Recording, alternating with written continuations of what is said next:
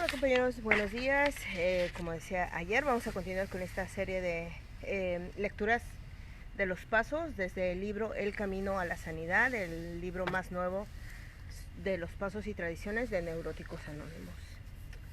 Vamos a empezar con el segundo paso. Poquitas hojas. Dice, segundo paso. Llegamos a creer que un poder superior a nosotros mismos podría devolvernos el sano juicio. Punto número 1. Mente abierta. Regreso a la sanidad. Tenemos que tener una mente abierta, que en NA es no tener prejuicios en contra de un poder superior. Dios, como nosotros lo concebimos. Las personas, el propio NA, su literatura, los hechos y las circunstancias de la vida. En realidad, esto significa poner la mente como instrumento del poder superior. Por nuestra experiencia, podemos decir que cuando la mente ejerce el papel de ser autoconducida, ella se torna en un gran obstáculo de cualquier buen aprendizaje, construyendo conceptos precipitados y distorsionados de Dios, de los demás, de la realidad.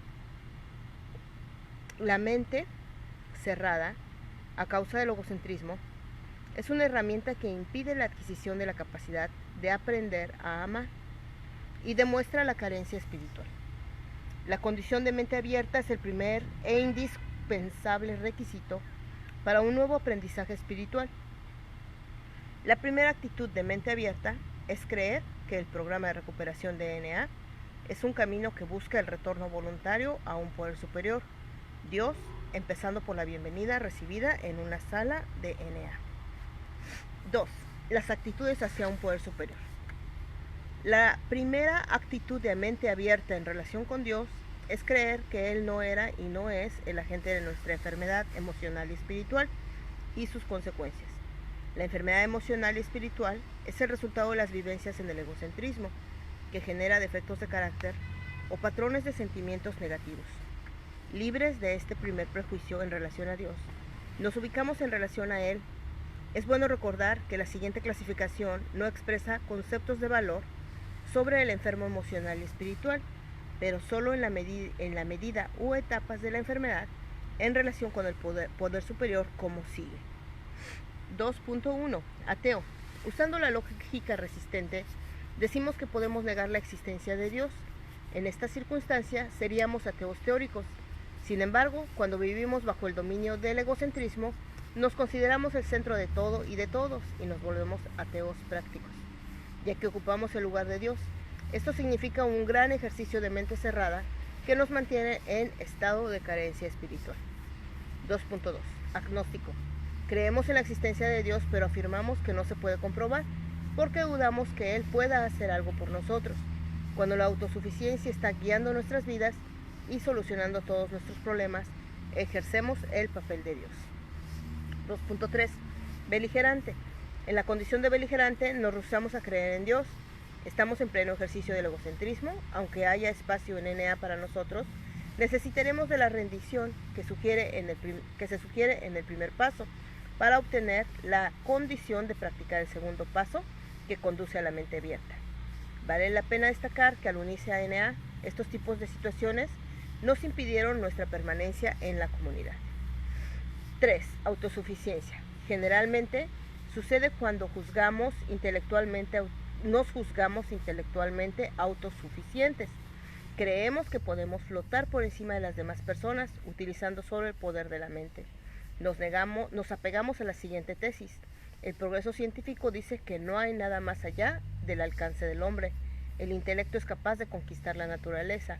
A estas alturas, el Dios limitado del intelecto sustituye al Dios verdadero, y aún habiendo sobresalido económica e intelectualmente, el egocentrismo se encargó de convertirnos en los mayores perdedores. Por lo tanto, manejar nuestra vida solos con el poder de la mente es una tarea condenada al fracaso. Número 4. Perdedores de fe. La experiencia nos demuestra que hay enfermos emocionales y espirituales con graves problemas de relación con Dios. Son los perdedores de la fe, con gran dificultad para aceptar a NA. Esto porque las barreras de la indiferencia, de la presumida autosuficiencia, de los prejuicios y del desprecio demuestran en la práctica que son más sólidos y fuertes que cualquier barrera construida por el agnóstico o por el ateo. Evidentemente, el problema de la persona que se aparta de la fe es la confusión profunda.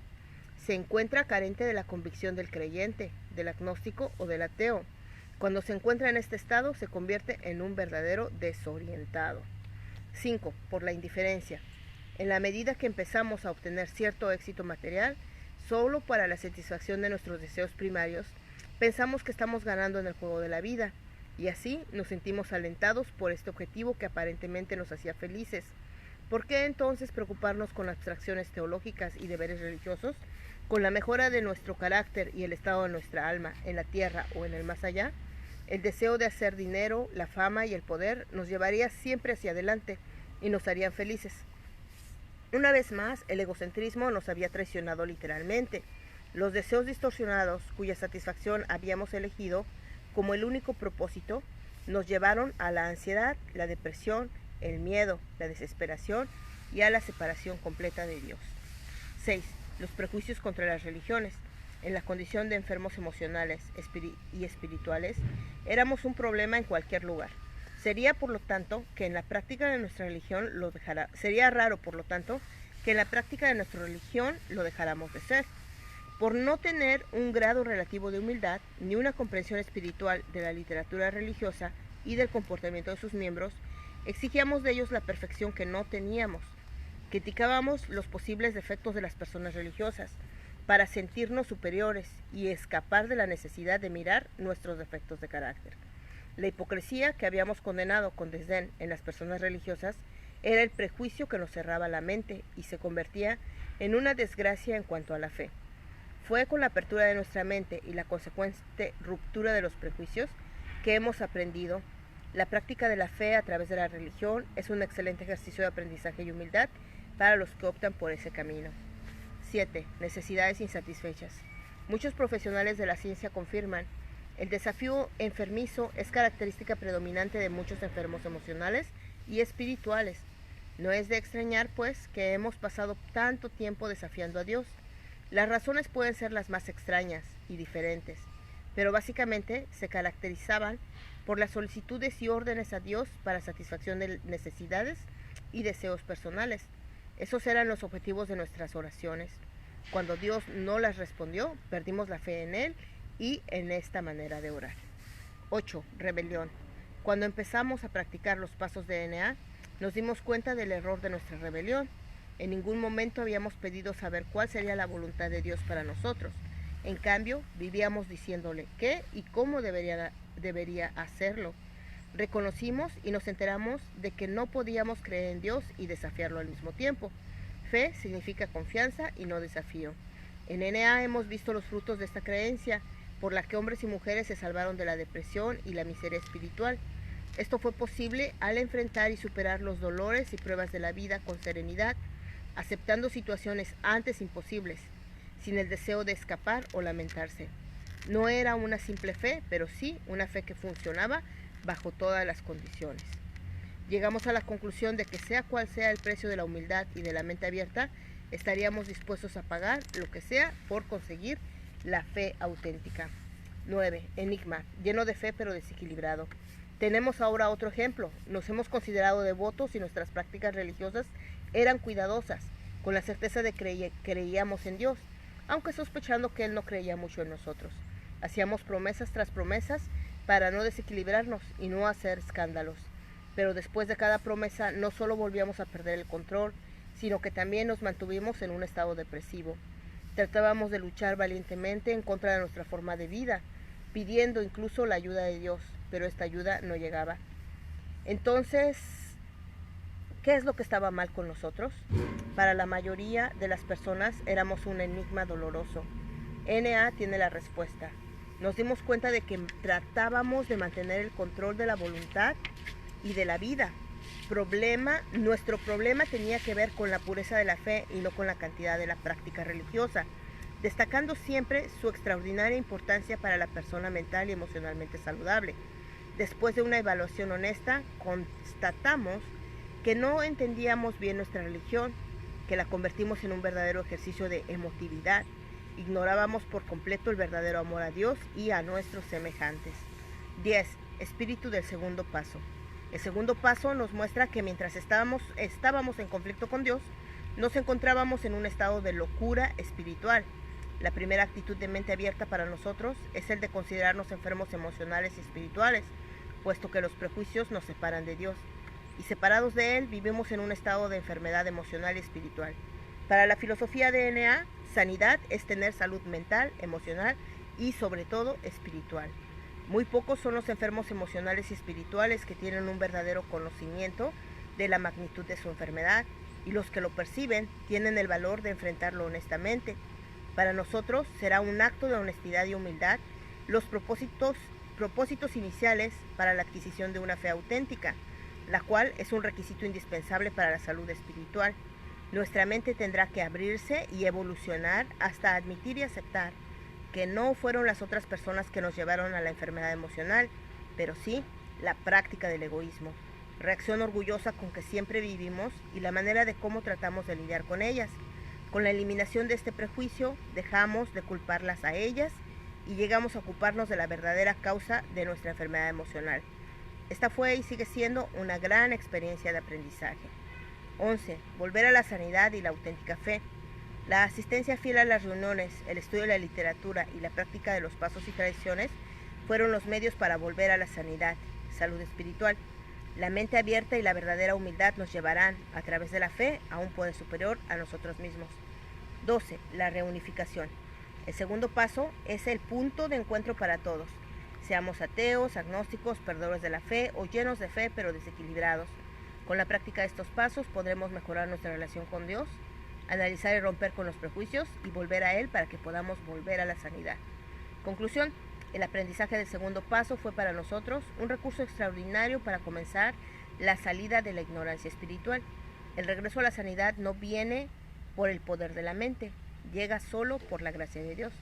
La práctica de la mente abierta fue la condición para que el poder superior, Dios como nosotros lo concebimos, se manifestara en nuestras vidas. Y bueno, ahí termina la lectura del segundo paso. Nada más quería algunas notas, digamos, notas que no anoté, pero cosas aquí, ¿verdad? Que primero que cuando nosotros estamos enfermos emocionales y si no practicamos un buen primer paso, vamos a tener nuestra mente cerrada. Entonces es buena y es recomendable la práctica consciente del primer paso con todo nuestro esfuerzo, con toda nuestra buena voluntad, ¿verdad? De lo que decíamos ayer, ¿verdad? Reconocer que estamos enfermos, reconocer que somos egoístas, aunque nos cueste trabajo verlo, como decía en el primer paso, ¿verdad? ¿Por qué soy egoísta si hago todo esto por los demás? O sea, ¿en qué forma puedo ser egoísta? Darme cuenta dónde está el egoísmo en mí y entonces con una mente abierta, entonces llegar aquí y decir, ok, sí, no son las personas las que causaron mi enfermedad, es la práctica del egoísmo la que causa mi enfermedad, tampoco fue un castigo divino ni nada, simplemente que mientras que siga practicando el egoísmo va a seguir enfermo. Y entonces abrirnos, que dice, ¿verdad?, a la verdadera fe, que muchos de nosotros quizá nos consideremos ateos, ¿verdad?, que decía, no crees que exista Dios, pero tampoco te creas que tú eres Dios, ¿verdad?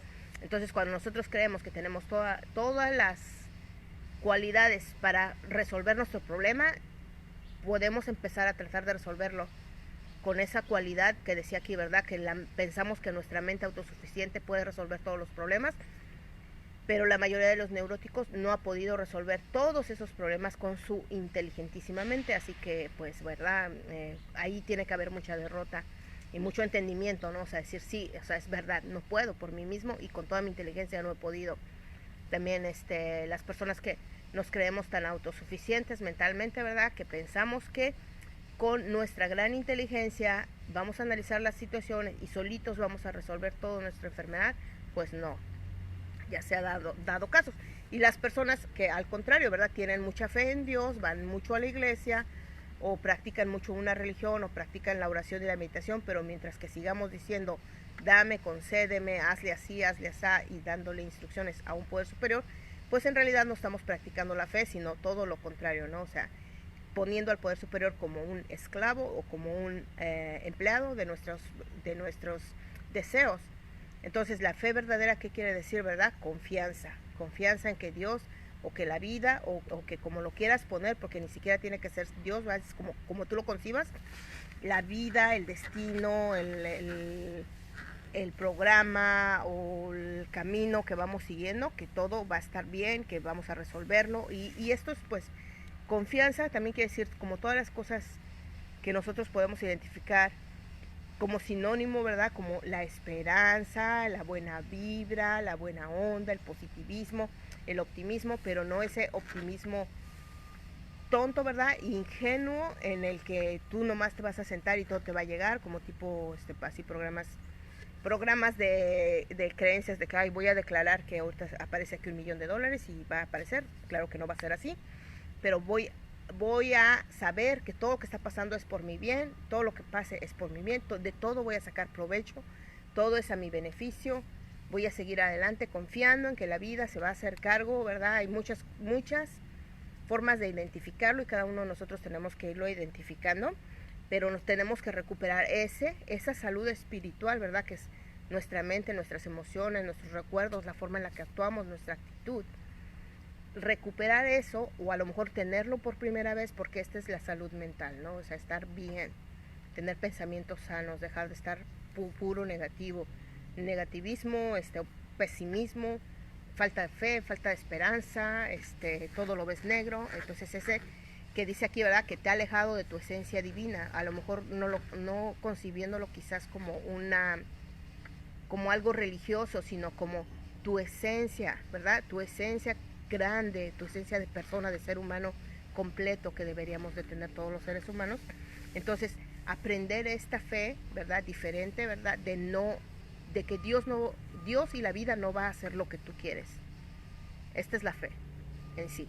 Dios o la vida o el destino no va a hacer lo que tú quieres, va a hacer lo que va a hacer y yo voy a estar de acuerdo con eso. Entonces la fe es en que yo voy a poder acomodarme de estas cosas que pasen, desastres naturales, desastres familiares, económicos, políticos, sociales, lo que sea, y que yo voy a tener la capacidad para adaptarme. Y bueno, compañeros, pues con eso los dejo. Espero que tengan un bonito día y hasta pronto.